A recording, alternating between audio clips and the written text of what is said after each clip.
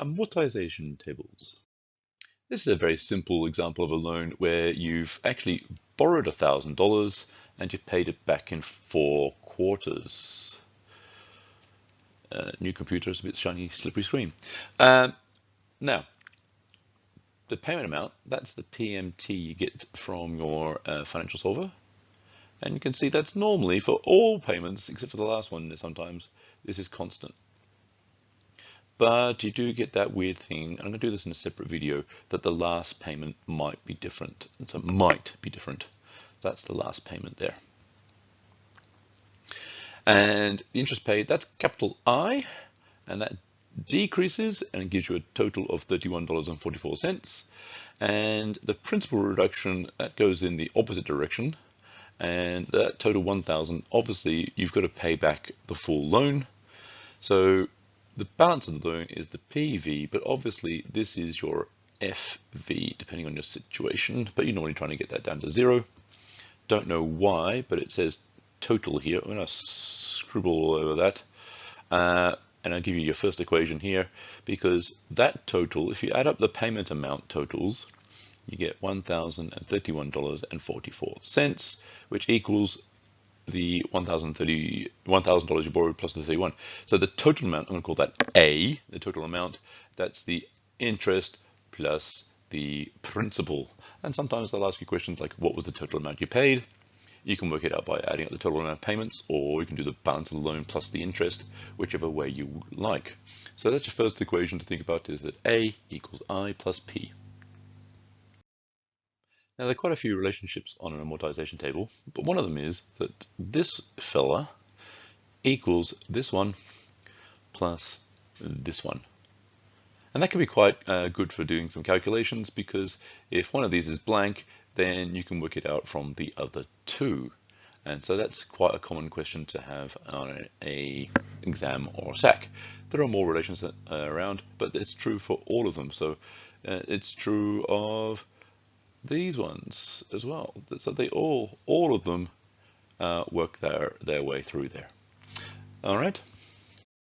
Now another relationship is this one, where you have this zigzag. So this connects these three together. And so basically the 1,000 minus the 245.35 gets me the 754.65. And that zigzags the whole way down. So they all work that way. And it's always interesting to note, because the last one is 254 and you're going to get to 0, then you're basically, subtracting the whole amount. So those two should equal each other. See the 254.71, they both equal each other. So that's another way to work things out. Again, they might randomly give you a blank one, cross one out, and then you got to figure it out from the other two. That's not too hard to do. We'll do some examples. Okay, this final relationship is a little bit tricky. It connects this one and it goes down a row to this one. And that's true of all of them. So it's always like, if I get that one, it's going to be connected to that lot of interest. And you're basically calculating the amount of interest you pay. Now, you've got to take into account that you're actually making 4 payments per year, because it's quarterly. So you're taking the annual interest rate, you're dividing by the number of payments you're making in the year. This is only a 1-year payment, this thing, so it's going to be the same number. Dividing by 100, because you're always going to divide the little r by 100 to make it a decimal, and then you multiply it by the present value, and that you get your interest rate. Now, often on exams and in SACs and things, they do it the other way around. They want you to find r from the table. They don't give you it. So if you rearrange the formula, little r equals, and you've got to do the interest rate divided by the PV times by 100 and times by n. Depending if they want it as a decimal or percentage, you might want to get rid of that 100. But useful formulas to put in your book, because there's classically always an R question. So for example, in our problem, if you took the R, which is 5%, and divided by 4, and divide by 100, and you multiply it by 506.23, it should get you roughly 6.33 as an example. This is true for all of these connections. So they love that one where you're sort of multiplying by R to get through to these values. Do a separate video soon on that one as well.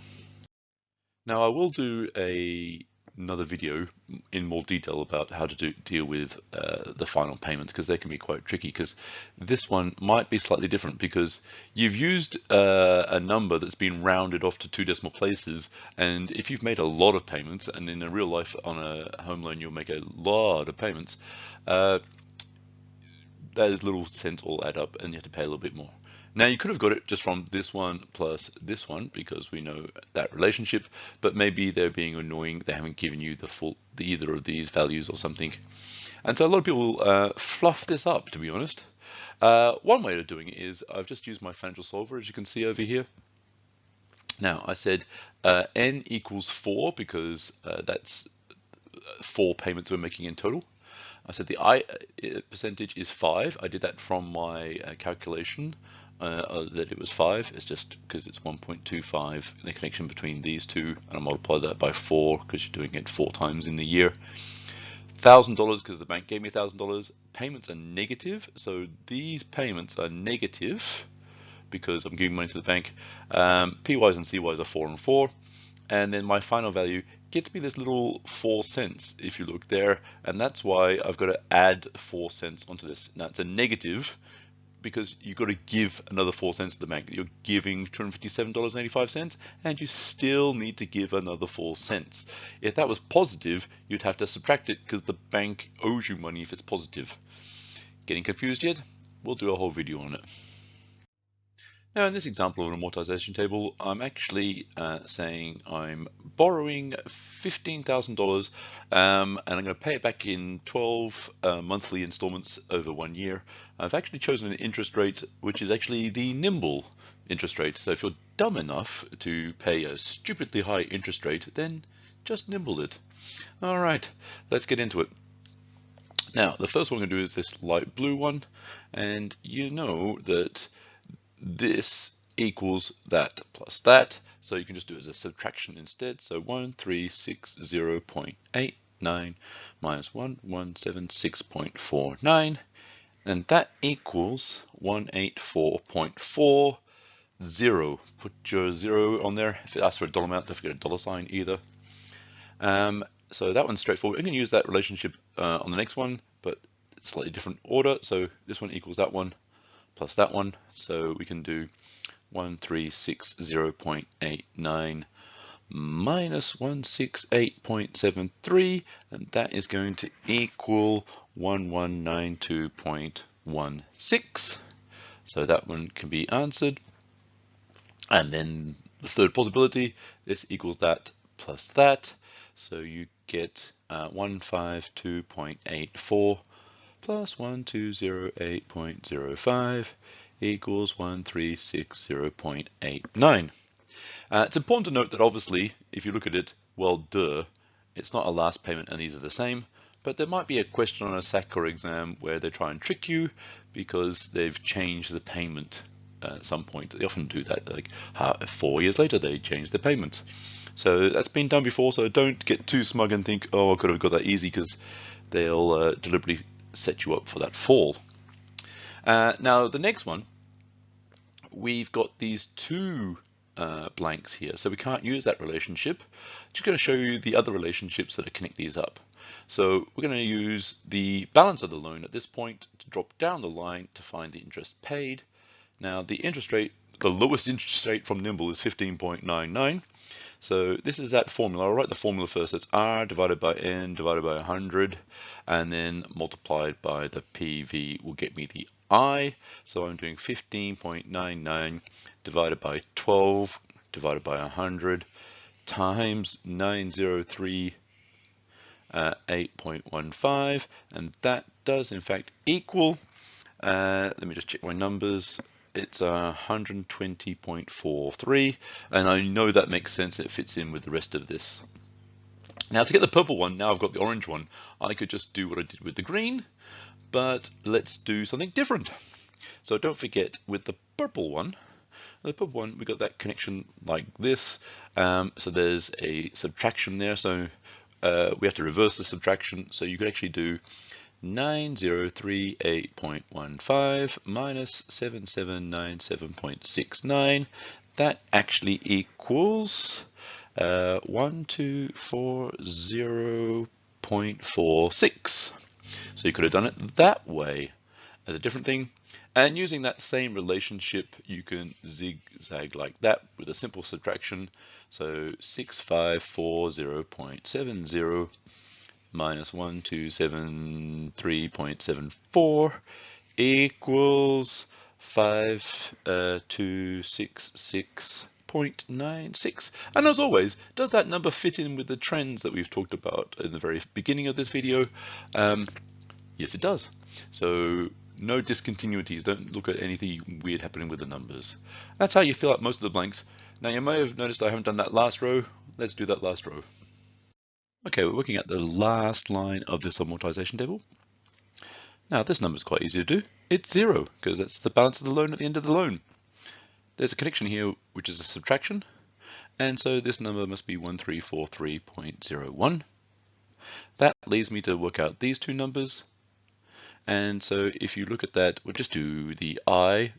So the I is going to be the APR divided by 12 because monthly payments, divided by 100 times 1343.01, and that equals 17.90. So this number is 17.90. Add those two numbers up and you will get 1360.91, an extra 2 cents you had to pay on that last payment. Now if we do our totals, we get 1633.70, so that's how much you paid in total. That's the amount you paid in total, and we know that's going to be the interest amount. If you add all the column up, you'll get 1330.70.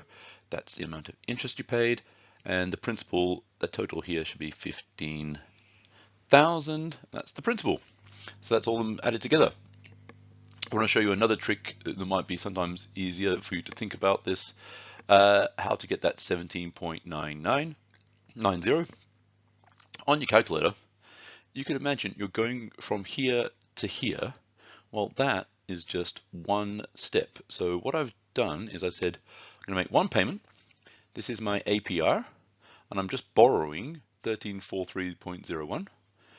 The final value needs to be 0. PYs and CYs are 12 because that's what I'm doing. And then I press the button and that got me that last payment there. So that's one way of doing it if you want to quickly get to the payment amount and not have to do the interest calculation thing, or a good way to double check what you're doing.